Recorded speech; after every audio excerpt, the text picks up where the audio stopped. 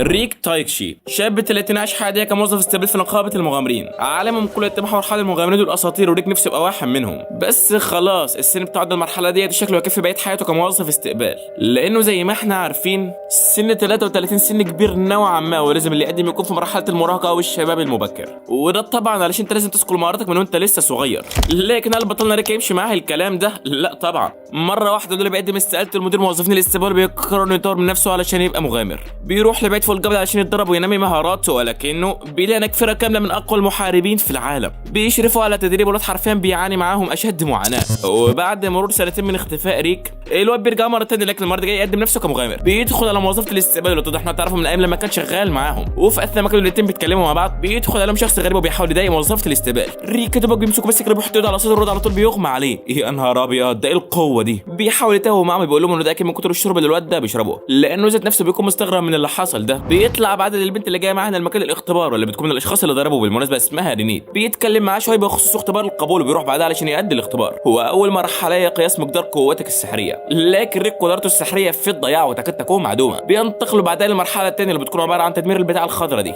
ريك على طول بيفتكر تدريباته مع احدى اعضاء الفرقه الاسطوريه اللي كان ملقب بورب، كان بيخلي كل يوم يضرب فوق 50,000 لكمه، ولو كل ما يفتكر تدريبات بطه توجعه. العيال بتستمر في الخساره واحد ورا الثاني ومحدش عارف يكسرها. ده حتى كان في طفل صغير من العيال النبيله واللي بتكون مهارتهم في السحر عليها ما عرفش يدمر البتاعه دي ويكسر كل الاضرار، لما قدر يدمرها وكل الانظار بقت عليه. الواد بيتعصب جامد، ولكن بيقول ان السحر مبني على الدفاع بشكل كبير، وعلشان كده في الواد ده مش عارف يصمد امامي في المرحله اللي جايه. بس ده في احلامك يلا. ريك بالفعل قدر يثبت نفسه بجداره في هذا الاختبار. بيروحوا بعدها للامتحان الورقي وريك برضه بينجح فيه، لكنه في اثناء ما كان هو قاعد مع رينيت بيدخل عليه الواد الصغير بيقول له انت مش عارف انك عملت جريمه النهارده ولا ايه؟ انت خطفت الانظار مني وعلشان كده مش هسامحك. اخته بتيجي على المكان اللي بيفضل قاعد عشان يستغل عاطفه اخته، بيقول لها راجل الاربعيني ده خطف مني الانظار وهني قدام الكل. ريك بيتعصب يقول له انا لسه في الثلاثينات يروح امك اربعينات ايه الاوام؟ هدي اعصابك يا ريك، ده حتى عيل صغير يعني. الواد ساعتها بيطلع له لسانه وبيفضل يغيظ فيه اكتر واكتر. اخته الكبيره كمان بتتعصب من تصرفاته وبتتحداه في مبارزه. ريك بقى كان بيحاول يتوه، ولكنه في الاخر بيقبل المباراه فعلا. بيروحوا بعد ساعه القتال والبنت بتقول له في المدينه بتاعتنا الفايز في التحدي يقدر يطلب طلب من الخاسر ولازم هو ينفذه، وانا لو كسبت شغاله خدامه عني طول حياتك الباقيه يلا. وبنعرف ان البنت دي فارس من الدرجه الثانيه واسمها انجليكا. ريك اول ما بيعرف انها فارس من الدرجه الثانيه بدا يجيب ورا، بيقول يا نهار اسود ما الذي جرى؟ هل ساخوض نزالا ضد هذه الفتاه يا ترى؟ رينيت بتحاول ترجع له ثقته في نفسه، بتقول له يا عم انت بس افتكر التدريبات اللي انت ضربتها خلال السنتين اللي فاتوا وهتلاقي نفسك 100 فوق و10. الواد بيبدا يفتكر فيها فعلا، ولكن بطنه قلبت عليه بتوجعها اكتر واكتر. لكنه بعد كلام رينيت الاخير انه كفايه اقوى فرقه في القاره كلها معترف بك شخص منهم، الواد بيتحفز مره ثانيه والحماس بقى انهار يا صديقي. انجليكا بتقول له استعد علشان نشوف اسوء يوم مر عليك في حياتك. بتبدا تهجم عليه باستخدام صورتها الجباره، ولكن بالنسبه لمنظورك ولا كان راسه الحفاء بتتحرك. الواد مصدوم من نفسه ومش مستوعب، بيقول وانا فعلا ممكن اكون قوي، لكن ساعتها البنت بتتزحلق بالغلط وبتعمل حركات عشوائيه. الريك اي نعم صد كل الضربات لانه كان شايف انها بتتحرك بسرعه مجنونه على اساس انها كانت قصدها تعملها يعني، ولكن يبقى تفكيره الاغبياء غباء. ما علينا. المهم انجليكا بتستمر على لحد ما ريك بيقرر يهجم اخيرا، بتقرب منه اكتر والواد بيضرب حته دموكس في الارض بيدمر ابوها. قوه ساحقه جباره فعلا. انجليكا نجت من الضربه دي باعجوبه، وبعد الهجوم ده ريك اتحمس على الاخر وبيقول يلا بقى عشان اوريك انا بكون مين، لكنها على طول بتستسلم وبتفعل وضعيه الجري نص الجدعنه. احب انا ناس السالكه دي. المهم رينيت بعد بتقول لي ان نتيجه الاختبار التمهيدي خلاص قربت تطلع، وبتقول له كمان ان بقى عضل الفرق جايين علينا وخلاص قربوا يوصلوا. يا ترى مين هم دول؟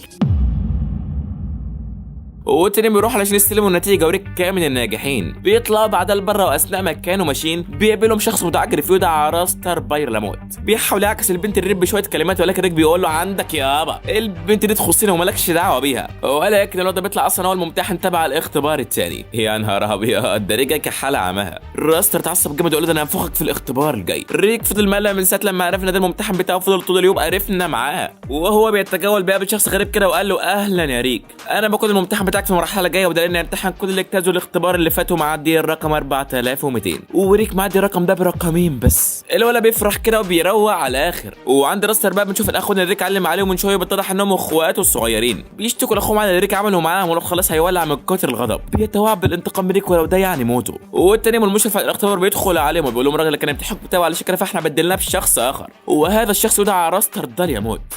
الكلمه رشقت في دماغ ريك زي الصاروخ، بس هو ازاي حصل كده؟ هو مش كانت الدنيا حلوه امبارح والراجل كان زي الفل. وبيتضح لنا ان رستر الخبيث حبسه في الاوضه وحط له منوم في العصير. يا نهار ابيض، ده ناوي يقلبها نيله منيله على الواد ريك كان قاعد مرعوب على اخره. ما الحركه اللي رستر عملها دي حركه وسخه الصراحه، يعني للدرجه دي محروق منه؟ ريك كان قاعد فاكر الشغف وثقته في نفسه بقت في الضياع، لكن رينيت بتحاول ترجع له ثقته في نفسه مره ثانيه عن طريق الكلمات الحماسيه، وفعلا بترجع له ثقته في نفسه مره ثانيه. وساعتها بيدخل عليهم شخص مجهول بيقول لريك ما ايه رايك نعمل معاك تجربه، وهنا نقيس مقدار حظك النهارده هيكون عامل ازاي. ريك فعلا ما كدبش خبره وقال خلينا نجرب، ويا ريته ما جرب. الواد لسه يتبقى بيقعد على الكرسي ويلاقي نفسه اتقل من المكان فورا. ده طلع الواد الصغير اللي ريك كان عازمه امبارح وكان عامله فخ ما يخطرش على البال. رينيت بتتعصب الاخر وبتقلب على وش التاني بتقول له في مكان ريك والا هدمرك. الواد بيترعب منه بيقول لها تلاقي على بعد 100 متر من هنا. وفعلا ريك كان انتقل بره المكان خالص مالص وكان قاعد في حته كده وما يعرفش هو فين. ولسه الواد هياخد نفسه ويلاقي فرقه كامله محمله بالاسلحه والعتاده وبتستعد للقضاء عليه. ريك قال لهم بالراحه يا جماعه كده واستهدوا بالله، ده انا حتى ما اعرفش انتوا مين. قالوا له احنا حراس عائله دارياموت وتم تكليفنا بمهمه القضاء عليك قبل حتى ما تدخل على الاختبار. ريك مصدوم بيقول ايه اللي يخلي راستر يعمل فيا كده، هو محروق مني للدرجه دي؟ هو لسه الجماعه يجوا عليه ونتفاجئ بظهور اعضاء الفرقه الاسطوريه، الفرقه الاقوى في القاره بالكامل. ريك اول ما شافهم اترعب بيقول ده اللي جابهم دلوقتي هنا دول، ده بينها تقلب مجزره. وبيتضح لنا ان دول هم باقي الاعضاء اللي رينيت كان بتقول لريك انهم خلاص قربوا يوصلوا. واحد منهم بيتقدم عند ريك اللي بالمناسبه اسمه اشورك بيقول له هي الرجاله دي بتعمل ايه هنا يا اسطى؟ ريك قال له ولا اي حاجه، ده كانوا واقفين معايا بيغيروا لي جو بس مش اكتر. بيقول بدل القائد بتاعهم اياك تعمل اي حركه، الاشخاص دول خطيرين جدا ولو قتلتهم فده يعني موتكم. لكن واحد من الشباب مش بيسمع له وقال ايه رايح يهجم على اشورك. بيضربوا بسلاحه لكن الضربه يا دوبك بتلمسه من هنا ولا السلاح اتفتت ل 500 حته في بعض. كاتك خيبه يا لو عمل نفسك فيها السبع رجاله. لكن الواد معذور يا جماعه، فخصمه هو اشورك الشخص اللي يعتبر واحد من اقوى المحاربين في القاره كلها. الواد برضه ما بيحرمش وراح يهجم عليه بايده، يعني السلاح ما حوقش مع ايدك هي اللي هتحوق، ده انت غبي بصحيح. المهم بيضربه لكن اشورك بيصد الضربه بكل سهوله وبيدمرها. بيقول له انت ضربتك حلوه لكن يبقى اتعلم ازاي توجه الضربه صح. بيرجع له ايده من تاني وقال له تاني مره باهجم بهجوم اقوى من كده. ريك كان واقف بيحاول يهدي الامور بين الطرفين ويفك جو، بس الرجاله دول مش فاهمين اي حاجه بيهجموا عليهم. وساعتها واحد منهم بيقول لريك بص سلاح الجريد اللي انا اخترعته يا ريك، ده اجمد سلاح اخترعته في كل اسلحتي. بيضرب عليهم بسلاحه احلى رشاشات عليك يا معلم، جمدان فوق الجمدان يا عمنا. العيله لما بتشوف كده بتستفرد بالبنت الصغيره واللي اسمها دراكولا، لكنهم ما يعرفوش هي مين. البنت بتتعصب منهم جبن وبتعمل لهم بطاطا اسمها حمراء. احي يا جماعه، ده مين يقدر عليهم دول؟ حقك تخاف يا ريك والله. اشورك بيقول له انت بتعمل ايه هنا يالا؟ هو مش المفروض انك عندك امتحان دلوقتي؟ قال له اروح لمكان الاختبار حالا. بيرجع مره ثانيه لرينيت واللي كانت لسه ماسكه الواد الصغير وبتساله على مكان ريك، لكن اول ما بتشوف ريك بترمي له على جنب وبتنشغل في ريك. وساعتها بقى بيدخل عليهم الموظف اللي ريستر خدره امبارح، بيحكي لهم على اللي حصل بينه وبين ريستر وانه قد ايه شخص وضيع ونكره. بيقول لهم ده سالني عن حلمي ولما جاوبته فضل يسخر مني، وقلت له ان حلمي اني اعلم كل الناس الغلابه ازاي يستخدموا مهاراتهم وابني لهم مدرسه هناك. لكن لما قلت له كده فضل يسخر مني وحبسني في الاوضه وما صدقت طلعت منها. ريك ساعتها تعصب جامد بيقول بقى كده يا ريستر بيه، ده انا هعمل منك بطاقه اسبانيه. ده بينها تولع ولا ايه؟ في ساحة القتالات بقى كريستر معلم على الكل وما حدش قادر عليه. وفي مجالس المشاهدين كان في شخص قاعد عمال يقيس مقدار قدرات الممتحنين، بيقيس كمان مقدار قوة الولد ريستر وبيلاقيها عالية جدا. بيتضير بعدها على ريك، والاول لما بيقيس مقدار قوته بيغمى عليه من كتر الصدمة، بيقول ده مش شخص عادي، لا ده بيمتلك قوة جبارة. المهم بيجي وقت مباراة ريك وريك بيدخل على الحلبة وبيستعدوا لبداية نزال. يا ترى من سينتصر؟ راستر بيستخدم السحر لا بحركه، ولكن ريك ولا بيتاثر بالكلام ده. بيفضل يهجم عليها هجمات متتاليه، هجمات ورا هجمات، ولكن ريك واقف شامخ ولا بيتهز. بس هل انتوا برايكم قوه ريك دي جت من الفراغ كده ومن اللا شيء؟ تبقى غلطان يا صديقي، فلا تنال المطالب بالتمني. ريك تاب واجتهد سنتين كاملين واتدرب عليه اعضاء اقوى فرقه في القاره كلها، واللي ريك ما يعرفوش اعضاء الفرقه مخبيينه عليه ان ريك دلوقتي يعتبر من المستوى اس زيهم بالظبط. بنرجع للقتال مره ثانيه وريك بدا يحس بتفوق ريك في القتال ومش عارف يعمل معاه اي حاجه. بيكرر يهجم على طريق لكمه، ولكن ريك بيصد لكمته وبيرجعه لورا. ريك وقتها ادرك الحقيقه كامله، بيقول انا مش ضعيف، لا انا اقوى بما فيه الكفايه عشان اقدر افوز على شخص ناكر زي ده. هو ده الكلام اللي كانت بتحاول تقوله لي رينيت من بدري. اخيرا يا حاج ريك ادركت الحقيقه. بيقول ريستر استعد يلا علشان هنيك. ريستر بتعصب كمان بيطلق عليه هجوم من اقوى الهجمات اللي عنده، بس على مين؟ ده ريك يا ابن الفنانين. بيصد الضربه بكل سهوله، وحرفيا اللولا مرارته بقت مشلوله. الغضب بيعميه وبيستخدم اقوى تقنيه عنده يا زميل. بيربط ريك بغصن اشجار كده بتطلع له من تحت الارض وبتحول بعدها تحول مرعب جدا. بيقول له استعد علشان احط تحدي للمزاج اللي بتحصل هنا دي. ريك قال له ده عند امك يا انت عارف ان ضربت قد ايه علشان اقدر اوصل للمرحله اللي انا فيها دي؟ عارف اللكمه اللي انا هاجمك بيها دي انا وصلت لها ازاي؟ انا ضربت عليها 100 مليون مره علشان اقدر اتقنها. الرسل غروره بيعميه ومش بيسمع له، بيقرر يجوا على كريب ينطلق عليه وهي واحده جابت اجله. الله عليك ياض اقسم بالله. بيقول له بعدها انا ريك تايكشي، هدفي الوحيد هو القضاء على اقوى شخص في هذا العالم. بعد ذلك بتتم تحديد نتائج الناجحين وريك كان واحد منهم. بيحتفلوا بعد النجاح البارد والدنيا زي الفل على الاخر. خلونا نسيب باريك والجماعه والاحتفال والكلام دوت ونرجع بالزمن شويتين لورا، ايام لما كاريك لسه طالب في المرحله الابتدائيه. بيروح ساعتها عند الدكتور علشان يشوف هو هيبقى مغامر امتى. الدكتور قال له انت عندك مهاره فطريه مش موجوده عند اي حد يا ابني، لكن مهارتك مش هتطلع دلوقتي، لازم تصبر شويه. الواد بيطلع فرحان من عنده بيقول هبلغ بابا وماما عن الموضوع ده اول ما مهارتي تبدا تبان على طول. بيبلغ صحابه على طول وبيعدي يوم ورا يوم وريك بقى عنه 18 سنه. صحابه بيقولوا له هو انت مش كنت قلت لنا قبل كده ان مهارتك هتبان قريب؟ هي لسه ما طلعتش لحد دلوقتي ولا ايه؟ ريك قال لهم للاسف ايوه. بيقولوا له ده على الحال دوت انت مش هينفع تبقى مغامر يا صاحبي، فزي ما انت عارف سننا ده هو سن المغامر الحقيقي. ريك قال له مش عارف بقى والله يا اسطى هترسي على ايه، بس عموما ان شاء الله خير. بتعدي بعد الايام وريك بيتقابل في وظيفه جديده، والوظيفه دي عباره عن انه يستقبل المغامرين والمهمات بتاعتهم ومكافآتهم وكده يعني. بيفضل مستمر على لحد لمده 12 سنه والدنيا لسه زي ما هي. وفي مره من المرات ولما كان في شغله بيدخل على احد اصدقائه اللي بيقول انا بقيت مغامر من الرتبه بي، وده معناه اني اقدر احصل على كل المهمات اللي انا عاوزها وبمزاجي. ريك بيبارك له على ترقيته الجديده، لكن بينه وبين نفسه كان حزين جدا. بيقول هو صاحبي بقى مغامر قوي وانا لسه زي ما انا ثابت في مكاني بقالي 12 سنه. لكنه اثناء ما كان بيتمشى بيلاحظ حاجه غريبه في المكان. بيرجع علشان يشوف الوضع، يلاقي الوحوش منتشره في كل حته في المدينه. بيبص وراه بيلاقي واحده غريبه كده. ريك رجع علشان يساعدها، ولكن بيتضح ان البت دي رنته بتقول له عياله من طريقي. بتقف قدام الوحش وبتفتش له 50 حته في ثواني. ريك استغرب، قال لها بقى اللي كنت بحاول احميكي وهو انت دلوقتي اللي حميتيني؟ ده انت طلعتي جامده اخر حاجه، هو انت من رتبه الف ولا ايه؟ بتقول له لا اخويا انا من الرتبه اس. ريك اتصدم، بيقول لها ده رتبه اس تعتبر هي اقوى رتبه في الصيادين كلهم، يعني بالبلدي كده هم نخبه الصيادين حرفيا. بيقول لها بما انك كان سيده اسطوريه فهل ينفع اسالك سؤال؟ هل ينفع اكون مغامر وانا عمري 30 سنه؟ ريك ردت عليه بكل صراحه وقالت له بسنك ده فمستحيل، انت خلاص عديت المرحله انا مش شايفه فيك اي امل، انت المفروض تعيش حياتك وتنسى الحلم ده يا صديقي. الواد بيضايق فعلا ولكن مش قوي يعني، وده لانه كده كده كان متوقع منها هذا الرد. بيقول لها بعدها فاضل نروح نتعشى مع بعضينا. يا سلام عليك يا ريكي امالك رومانتيكا. بتقول له والله انا ما عنديش مشكله بس خلينا بكره، وده لاني فاضيه بكره طول اليوم. الواد بقى انا سامع الكلمتين دول طار من الفرحه. بيجي اليوم اللي بعده ريك طول اليوم مزاج وعالي العال، واصحابه وزمايله في الشغل كلهم مستغربين. بيقولوا ده كله علشان خاطر تخرج مع واحده؟ امال حصل بينك حاجه هتعمل ايه؟ حصل ما بينهم تعاملات وكده يعني مش حاجه ثانيه يا صديقي. المهم بيروح لها بالفعل، ولكن بيلاقي الوحوش دخلت عليهم مره ثانيه. ريك بيقول لهم الله يخرب بيت ابوكم مش وقتكم ده خالص، ده انا ما صدقت لقيت بنت تقوموا طابين علينا الله يحرقكم. ريني بتتولى امر الوحوش كالعاده، لكن وقتها بتحس باحساس غريب جدا، احساس الخطر يقترب. بتقع على الارض من كتر الصدمه ومش قادره انها تقاتل اكتر من كده. بتقول انا حاسه ان في خطر كبير قريب مننا. الوحوش بيكون هتهاجمهم، ولكن وقتها بيوصل صديق ريك زايد ومع فرقته بيتولوا امر الوحوش بالفعل، ولكن هنا تحدث الكارثه. تنين عملاق بيظهر عليهم من السماء ومحدش فاهم حاجه. بيقولوا ده اللي جابه هنا ده، احنا خلاص قضي علينا. بيقرروا انهم يهربوا، لكن التنين بيعمل حاجز في المكان. رينيتي هي كمان تعبانه ومش هتقدر تقاتل معاهم. يا نهار ابيض الدنيا بايظه من كل نواحي. ساعتها بيتقدم ريك بكل الشجاعه بيقول مش هسمح لك تلمس شعر من زمايلي طول ما انا عايش، بس هتعملوا ايه بس يا ريك يعني؟ انت مش شايف الفرق اللي ما بينكم؟ ريك بالفعل عارف ان في فرق شاسع ما بينهم، ولكن رغم ذلك مش بيستسلم. المغامرين بيتحمسوا هم كمان من عزيمه ريك وبيهجموا على التنين، بس الهجمات دي مش بتاثر فيه حتى بربع جنيه. ريك قال انا مش هستسلم حتى ولو هموت. بيهجموا عليه لوحده، ولكن التنين بيفرتك ابوه. بيكونوا مفكرين انه كل مات، ولكن ريك بتجيله رساله بتفعيل مهاره جديده.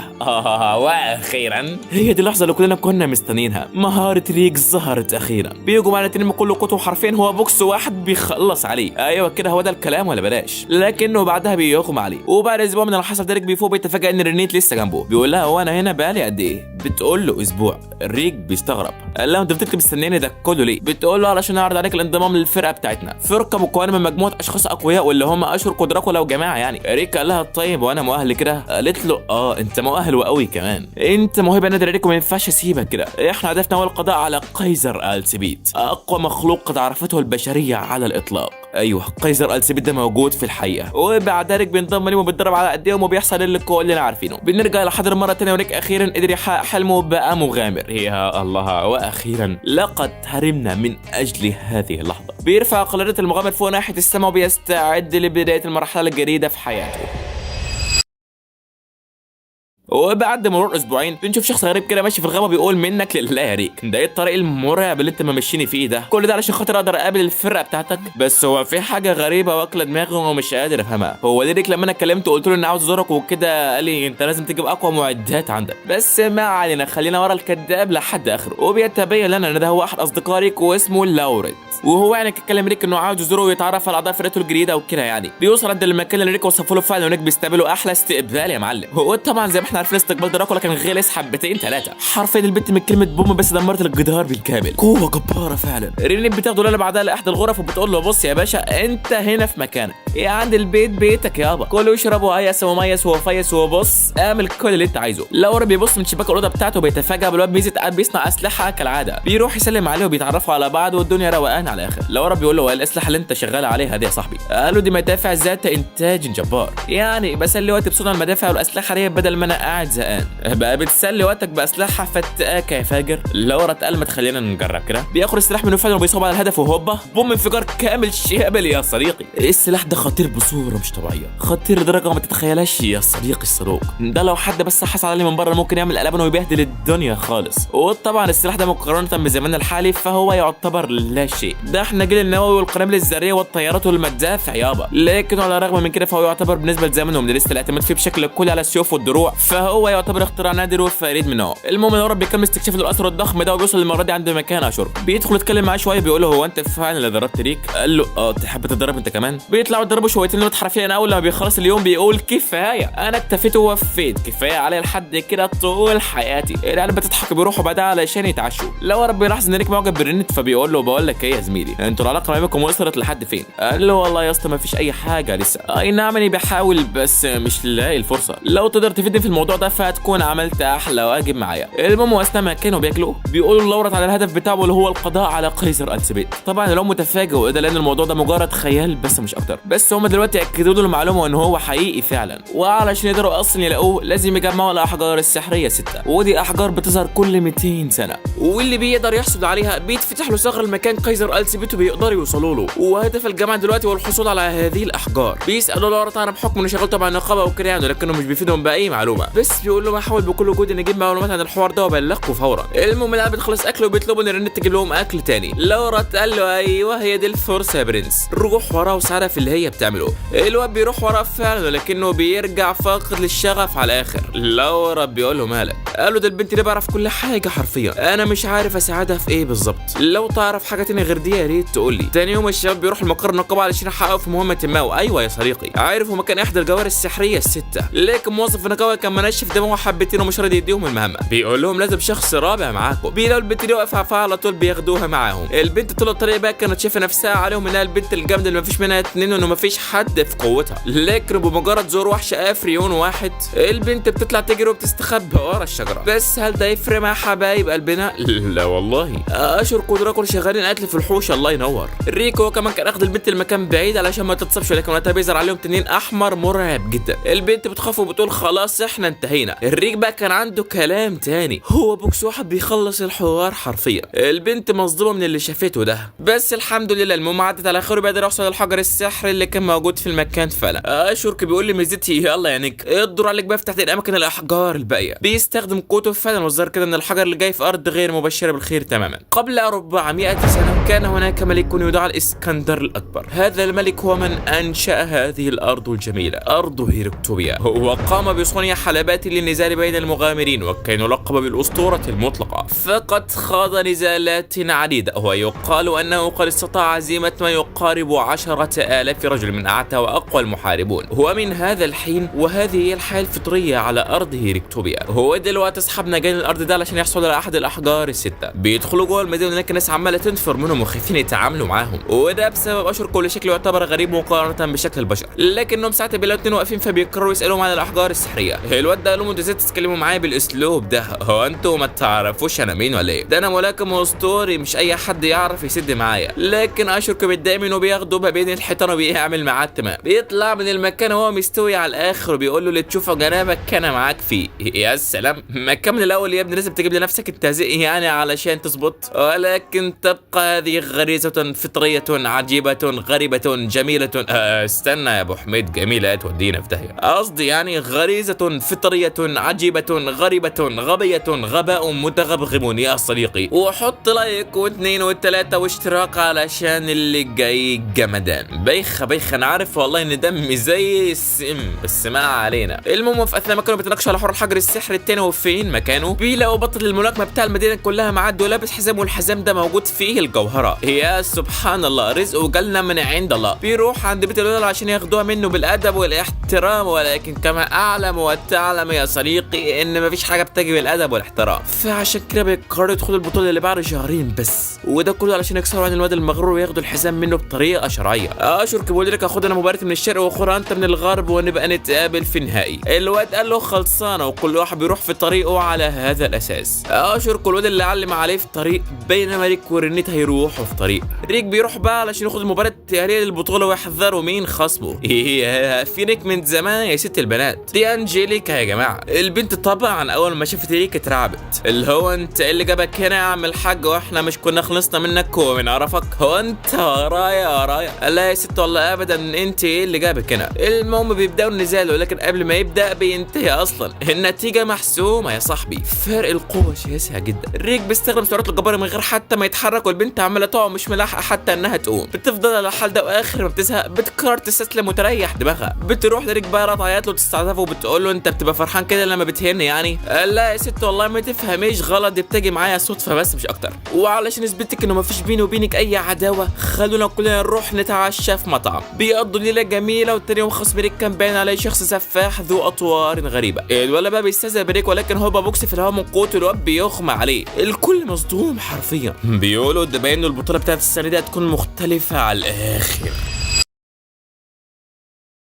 بتاخد انجيليكا بعد احدى المباريات وبتفوز فيها، بتتأهل بعدها للدوري الحقيقي، وده لانها حققت 40 فوز في 10 ايام، وهو ده شرط الانضمام للدوري. لكن ريك لسه محققش اي حاجه، ومش فاضل غير 4 ايام على بدايه الدوري، فعشان كده بيقرر ياخد كل يوم 10 نزالات بمجموع 40 نزال في 4 ايام. انجيليكا بتقول له استحاله تعملها صاحبي، الحلبه تبعد عننا بمقدار 30 كيلو متر، يعني حتى لو اجرت عربيه استحاله توصل. لكنه كرفلاو على طول طار على مكان الحلبه. رينيت بتقول لها انت حابه تشوفي مباراه ريك ولا ايه؟ بتقول لها بس مستحيل، هنروح ازاي؟ رينيت بتشيلها بتطير بيها في الجو.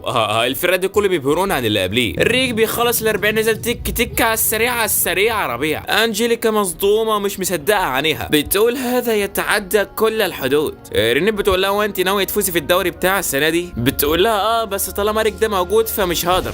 لو يمشي بس علي النعمه من نعمه ربي لا افوز حتى لو هو موجود. بتقول لها امال فين ريك دلوقتي؟ رينيت قالت لها ده رايح يجري حوالي 600 كيلو متر كده ولا حاجه. انجيليكا بتقول ما 600 كيلو كده بالنسبه له يا دوبك، انا ليه ما بقتش متفاجئه زي الاول؟ المهم بتقول رينيت تتحس بايه وانت معاه؟ اصلا انا شايفاكي معاه على طول، هو انت مش هتزعلي لو ناس قالت عليكي مغرمه فيه؟ بتقول لها لا عادي، انا عندي مشاعر تجارك عميقه جدا انا نفسي مش قادره افهمها. وفي اثناء حديثهم بيدخل عليهم عامل شغال في المحل بيقول لهم ساعدونا ارجوكم، العمل عندنا واقع يعني، وعاوزين اي حد يساعدنا في الشغل اليومين دول. المهم بنرجع ليك مره الثانيه ولو بيوصل اخيرا، بيقولوا امال فين رينيت وانجيليكا؟ وفي اثناء ما كانوا واقف بيدخل عليه رئيس اللجنه تبع الدوري الغربي وبيسلم على ريك. بيقول له انت ريك تايكشي؟ قال له انت عرفت اسمي ازاي؟ قال له ده انت الشخص الوحيد اللي حقق رقم كويس في الاختبار التاهيلي، ازاي ما كنتش عارف اسمك؟ المهم بيساله بعدها بيقول له ما تعرفش فين انجيليكا؟ ريك قال له انت تعرفها منين؟ قال له لا ما فيش، ده انا مجرد تاجر وتعرفت عليه بحكم شغلي وكده يعني. ريك قال له بس هو مش انت المفروض ملاكم؟ قال له بناء على ايه حددت اني ممكن اكون ملاكم؟ قال له ما فيش، بس حسيت بكده لما سلمت عليك. الراجل قال له على العموم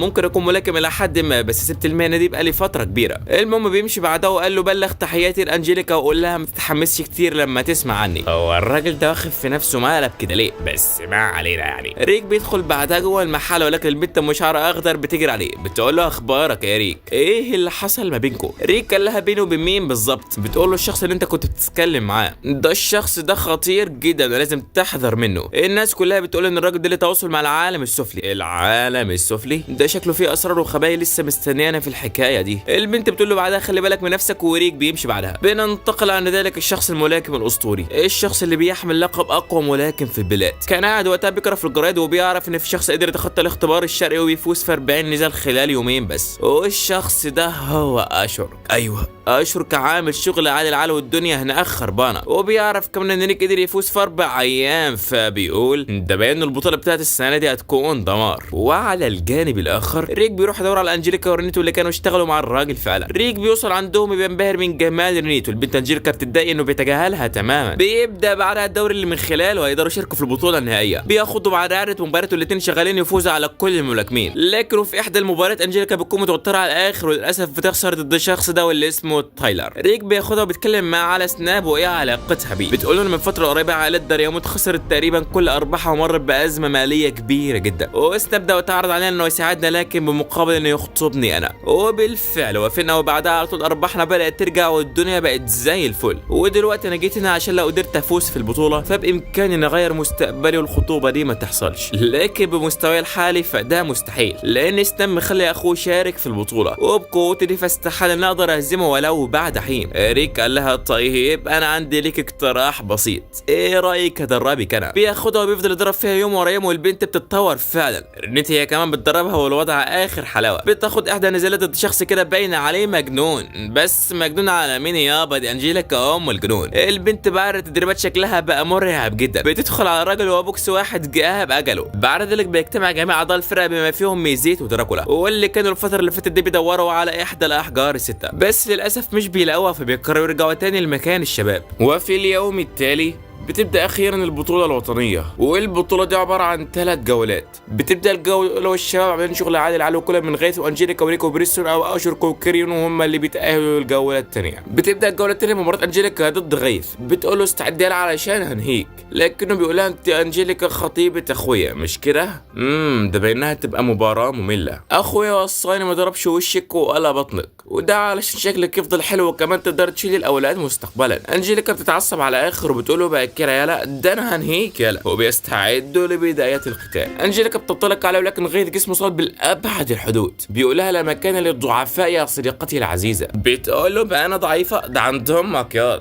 بتفعل سحر التعزي وتعزي قوتها بتستخدمه في الخيط لحد وبوم انطلقت عليه، بتقدر في بطنه وبتقدر تصيبه فعلا. بتقول له جاز لي بقى علشان هنهيك، لكن غيث ده في مستوى مختلف تماما. وعلى الرغم من ان انجيليكا قوتها زادت بالفعل الا انها لسه ما وصلتش لقوه غيث. بتفضل تضربه ومش قادر تعمل معاه اي حاجه. غيث بيتعصب على الاخر وبيقرر يقاتل بحق وحقيقي. بيهجم عليها والبنت مش عارفه تعمل معاه اي حاجه، بيفضل يضرب فيها والبنت عماله بتعاني. البنت خلاص شطبت على الاخر وما بقتش قادره تقاتل اكتر من كده. بتقول انا مش هستسلم رغم كل المعاناه دي، انا برضه مش هستسلم، ولكن الكلام لا يغير من الحقيقه شيئا، فالكلام يبقى كلام رغم الآلام. انجيليكا فعلا خسرت، ولكن غيث من المجنون بيقرر يقتلها وينهيها من على وش الدنيا. سناب بيفتكر وقتها اول مره شاف فيها غيث، وبيتبين لنا ان الاثنين دول اصلا مش اخوات، ولكن سناب لما شافها اول مره ارتاح له وقرر يخليه اخوه لكن بالتبني. والسبب حب سناب لغيث هي قوه غيث المأهوله، ولكن سبب في اعتزال سناب اصلا الملاكمه، وعلشان كده هو داخل البطوله دي وقرر يراهن على مبالغ مأهوله ان غيث هيفوز. وطبعا يا اصدقائي الرهان حرام، وطبعا دي حاجه مفروغ منها، فانت بدل ما تراهن لا تغير المصطلح لكلمه تحدي هيكون افضل ليك صدقني. بنرجع للمعركه مره تانية وغيث خلاص ناوي ينهيها، بينطلق عليها وهوبا ريك بيوقفه في اللحظه الاخيره، بيكون متعصب جدا شكله ناوي يخلص عليه. الفريق الطبي بين الانجيليكا للعلاج وريك بيروح عند غيث. الولد بيكون ناوي يهجم لكن ريك بيوقفه، بيقول له مالهاش لازمه القتال ما بيننا دلوقتي، انا هسيبك للتقيله، انا هنهيك قدام كل الجمهور وخليك تكره اليوم اللي انت اتولدت فيه.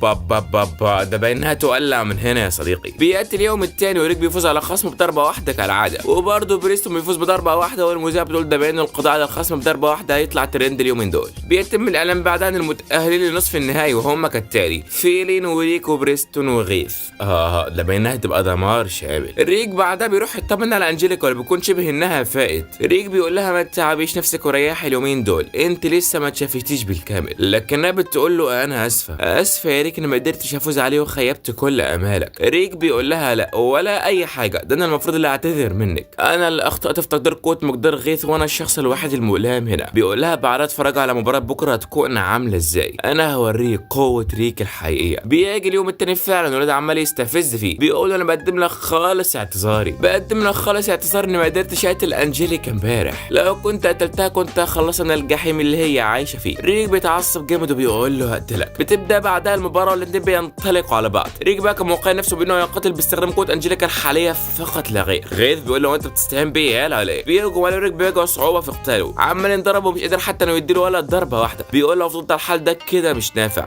انا لازم ارفع قوتي شويه. بيرفع قوته ل 12 ضعف، وده معناه ان دي تبقى قوه انجيليكا لو اتدربت لمده 12 شهر. ريك بعد ما رفع قوته كانت سرعته جباره، وغيث مش ملاحق حتى انه يشوفه. ريك بيستخدم عليه مهاره النصل القاطع وبيخلص عليه. بيرفع بقى صباع انجيليكا وهي كمان بترفع له صباعها، والدنيا فل على الاخر.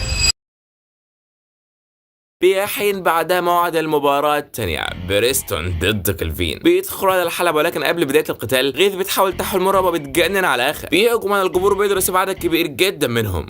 ده جالنا منين ده؟ لكن قبل ما الوضع يسوء أكتر من كده كلفين بيلحق الموقف، بيدي له حتة ان البوكس جاب أجله من الآخر يعني. بعدها المذيعة بتقول لهم إنه بسبب اللي حصل ده في المباراة تتأجل لبكرة. الفرقة الجميلة بيروحوا يقعدوا مع بعضهم، ولكن ريك كان بيتدرب على الجري، وفي أثناء تدريبه بيحس إن في حد بيتدرب جنبيه، فبيروح علشان يشوفه، وبيطلع هو كلفين المتين وبيتدرب على البوكس والنين. ريك بيقول له عامل ايه يا ابو الكباتن؟ انا شايفك سرحان والدنيا معاك كلها فواتن. قال له والله يا اسطى مفيش، ده انا بتدرب بس حبتين، وده لان عندي مباراه بكره ولازم ولا بد افوز فيها. ريك قال له خلصانه يا ابو الصحاب، ربنا معاك، اما اروح انا بقى اشوف حالي، السلام. تاني يوم الاتنين بينزلوا على الحلبه، فعلا المنافسه ما بينهم عاليه على الاخر. كلفين يضرب مهما يضرب، لكن بريستو لا يتزحزح ابدا من مكانه. كلفين مصدوم حرفيا، بيقول يا نهار ابيض ده المصيبه اللي حلت علينا دي، ده انا كده هفوز ازاي؟ بيجوا مالي باستخدام سحر الطبيعه المستوى الثامن، المكان كله قلب على اللون الاخضر والناس كلها بقت مرعوبه. بتقول ده بينها نهايه ولا ايه؟ بس هل ده فعلا اللي يحصل وعمك بريستو موجود؟ لا والله. ايه لو بيستخدم قوته بابو مشلح طلع فلاح، المكان بيرجع زي الاول مره ثانيه. بيجوا مالك كلفين بيجوا مكسح ولا خلاص جاب اخره، لكنه بيقول مش هستسلم طول ما انا عايش على وش الدنيا. بيحاول يسلك مع قوته يقوم وسط هتاف الجماهير، وفعلا ولا بيقوم بيستغرب اخر ضربه اللي كل امله وهو باينه هيعملها ولا ايه؟ غلطانين، ما تعرفش ان بريستون ملك الفنانين. الضربه ولا بتهزه، وحرفيا بريستون ده جامد جامدان اخر حاجه. بيقول له انت اعظم ولكن في التاريخ، ولكن لسه قدامك مشوار طويل علشان تبقى الاقوى. بيديله بعد راحه التبونين ما ايه جابت اجله، وبكده ينتهي القتال ده على خير.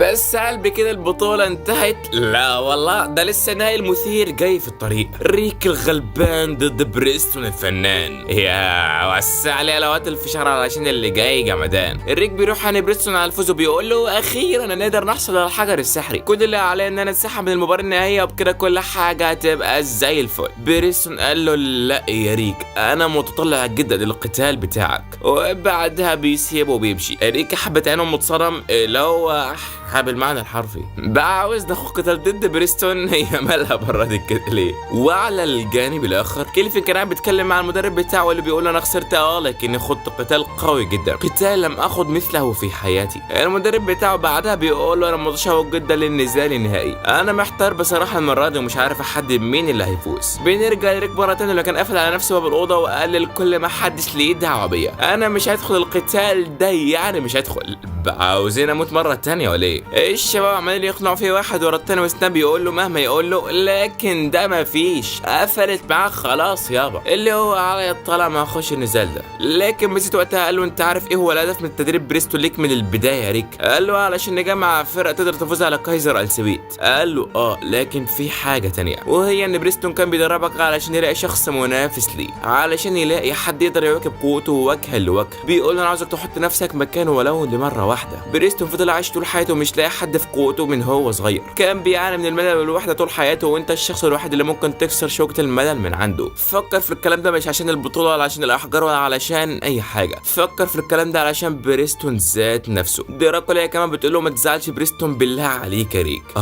ريك اتحط في موقف لا يحسد عليه، يا ترى هل هتاخد المباراه يا ريك؟ رين بتقول له انا بقى مش هجبرك على حاجه يا صاحبي، لو عاوز تاخد المباراه فده بمزاجك، ولو مش عايز فده برضه بمزاجك. حقك، لكن لو قررت انك تاخدها وانت مش عاوز وده كله بس علشان خاطر بريستون فانا احبك اكتر.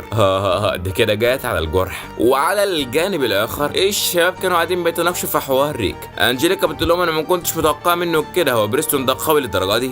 بيقولوا لها بريستون قوته ملهاش حدود، لكن ريك ده خدي بالك قوته اعلى من كده بكتير. ريك عنده مهاره في طريقه تولد بيها ولو استخدمها فممكن يكون له فرصه ضد بريستون، لكن بريستون قال له ما تستخدمش القوه دي لانها بتضعف قوته بشكل كبير، ورغم ذلك فريك لو استخدمها يكون جبار دمار نار. وفي اليوم التالي ريك بيقرر اخيرا انه يخوض تلك المباراه. الطرح من الجمهور بيكون حافل جدا والناس قاعده مستنيه المباراه دي من نار. التحفيل هو كمان هو الليله وبانها تبقى جمدان. الاتنين بيدخلوا على ارض الحلبه وبتبدا بعدها المعجنه. ريك بيقول له انا هقاتل بكل ما اوتيت من قوه. بريستون هو كمان قال له انا مش هسمح لك تفوز عليا. ده بانها تقلب مجزره. ريك بينطلق عليه بوم انفجار في الحلبه. الاتنين سرعتهم عاليه جدا والناس مش ملاحقه تشوف القتال. ريك بيقدر يجرح فعلا والناس كلها مصدومه. انجيليكا بتحلل الوضع وبتقول ان ريك صد كل ضرباته مره واحده دخل عليه بهجوم قاطع. بنرجع للقتال مرتين والاتنين عاملين شغل عالي العاده وحرفيا القتال اسطوري بكل المقاييس. بريستون بيضرب ولكن ريك بيتفادى الضربه. بريستون بيهاجم مره ثانيه وريك بيصد الهجوم برجله وبيستخدم هجوم قاطع مره ثانيه. بريستون قال كده مش نافع، انا لو فضلت ادافع كده فانا كده بقلل منك يا ريك،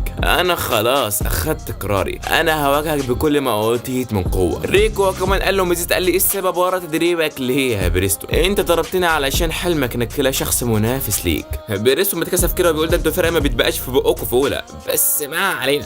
بص يا ريك احنا ممكن ما نقولش عليه حلم، لا احنا نقول ان فعلا لو لقيت شخص يقتلني وجه لوجه فانا كده يعتبر شخص محظوظ. ويمكن ده اصلا سبب تاسيس المجموعه بتاعتنا من البدايه، قبضه الأورقيام. هو ده الاسم الخاص بالفرقه بتاعتنا. مر سنتين على انضمامك لنا ودلوقتي انت تعتبر عضو اساسي مننا. تعال بقى يا ريك اعرفك السبب كل حاجه. قبل حوالي 50 سنه كنت عايش طبيعي جدا في العشيره بتاعتي، عشيره الأورك، لكن كان عندي ميزه بتميزني عنهم وهي انه كان عندي عقل وتفكير وكنت بقدر افهم الشخص اللي قدامي، على عكس العشيره بتاعتي واللي كانت طريقه تواصلهم هي ضربهم لبعضهم. وكمان رغم التميز والعقل اللي عندي كان عندي قوه جسديه لا تقهر وما كانش في حد منهم قادر يسد معايا، وعلشان كده انا كنت منعزل عنهم تماما وما كنتش بقعد معاهم كتير. ومع مرور الوقت قررت ان اطور عيشه اخواتي وابني لهم بيوت ومزارع. ولكن وفي يوم من الايام غبت كام يوم عن العشيره ولما رجعت ما لقيتش اي حد منهم عايش. الغريب بقى اني ما حسيتش باي مشاعر حزن وقتها. الموضوع عندي كان ايزي خالص يا عزيزي وما كنتش حاسس باي مشاعر. فضلت بعدها عايش لوحدي وكنت وحيد تماما. كنت بسلي وقت بالقرايه، تجميع المعلومات وهكذا. وبينما انا كنت قاعد بقرا احدى الكتب بيدخل علي شخص غريب وبيهجم عليا. بتصدى الهجوم وهو وقتها بيتفاجئ اني بقدر اتكلم بلغه البشر عادي. بيعجب بيا وبيقعد يتكلم معايا. بنحدد وقتها هدف ولي القضاء على قيصر ألسبيت. الشخص اللي بيقول لي وقتها انت ممكن تحقق حلمك بكل سهوله لو جمعت اعضاء من نفس قوتك وكونتوا فرقه مع بعض. الفكره عجبتني وعلشان كده قررت ان انضم لفرقه المغامرين واسس بعدها الفرقه دي. كان حلمي الوحيد هو اني اقدر الاقي شخص يقاتلني يدا بيد زي قتال الأورك بين بعضيهم كده. المهم فكك من الكلام ده وخلينا نكمل المباراه. ريك وقتها عارف بريستون عاوز ايه بالظبط. بيقول اكيد ده حلمه، ازاي مش حلمه؟ هو اكتر شخص اهتم بتدريبي حرفيا، هو الشخص الوحيد اللي واقف جنبي علشان كده فانا هقاتل بالاسلوب اللي هو عايزه. بيفتكر ساعتها كلام بريستون لما كان بيقول انه رافع اصبع الابهام اثناء القتال ده على انه قد قتل على اسلوب قتال الأورك. بيرفع لبريستون صباعه وشكلها تولع يا زميلي. بريستون كمان بيرفع له صباعه والاثنين بينطلقوا على بعض. بيضربوا بعضهم حته بنيه كسرت سنانهم. بيتبادلوا بعد ذلك كبته حرفيا من قوه الجدار الحامي بيتكسر. الجدار على وشك انه يكسر بالكامل من قوه اللكمات ولو فضل الحال ده فالناس كلها هتموت. ساعتها ميزن بيستخدم قوته وبينقل الناس كلها من المكان. بنرجع للقتال مره ثانيه والتي لسه بيتبادلوا اللكمات ولكن الواضح تفوق بريستون في القتال. بيضرب ريك بوكس بيقع على الارض ولا بيجيب اخره لكنه بيقوم مره ثانيه وبيكملوا ضربات. بس بريستون قوته في مستوى ثاني خالص. بيضرب ريك لكمه قويه جدا اطاحت به ارضا. ريك اتخرج من كل حته وخلاص جاب اخره. بيقول خلاص كده النهايه ولا ايه؟ قال كده كل حاجه انتهت. هل انا كده خسرت النزال خلاص؟ لا مش معقول. بريستون بالنسبه له ده كان مجرد تبادل لكمات بس مش اكتر. انا لازم اقاوم واقوم مره ثانيه. الكل بيكون مفكر انه كده خلاص ولكن ريك بتقول لهم انه لسه ما طلعش كل اللي عنده. انا واثق ان ريك هيقوم من تاني وهيبهرنا كلنا. وبالفعل ريك بيقوم وبيتعصب على الاخر. بتظهر وقتها المهاره بتاعته اللي تعتبر اقوى حاجه عنده وهي دي مهاره ريك الفطريه.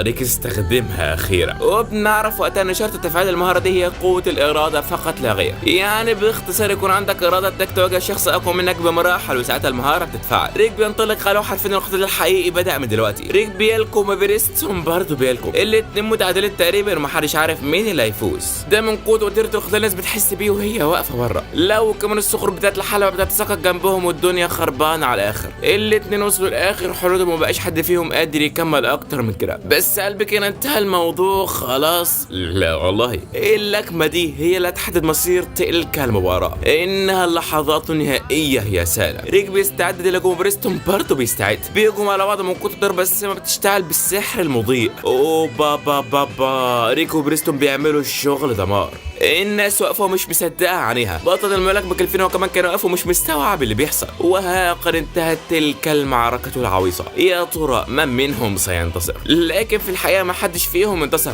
النتيجه تعادل يا جماعه. انه حقا لقتال اسطوري بكل ما تحمله الكلمه من معنى. الاتنين وقعوا على الارض مغمى عليهم والنتيجه انتهت بفوز او خساره كليهما. وبعد مرور 3 ايام ريك بيفوق من الغيبوبه وبيلاقي الكل متجمع حواليه. بيهزروا مع بعض شويه كلهم فرحانين بهذا الانتصار. بريستون بيستخرج الحجر السحري من الحزام وبكده هم حصلوا على حجرين 2 من الاحجار ال6. بس قلبي كده انتهى الموضوع؟ لا وربي ده احنا لسه في البدايه. هي طريق اللي مستني ريك والجماعه بتاعته في باقي الحكايه. وهل سيتمكنوا من القضاء على كايزر السبيت وتحقيق الحلم الذي طالما قد حلموا به؟ استنونا في الموسم الثاني من حكايه ريك واللي طبعا لسه ما نزلش لحد دلوقتي. واول لما ينزل هنعمل عنه ملخص على طول. وقبل ما تطلع صلي على الرسول صلى الله عليه وسلم وحط لايك جامد زيك. واشوفك على خير يوم الثلاث الجاي ان شاء الله في حكايه دمار. سلام.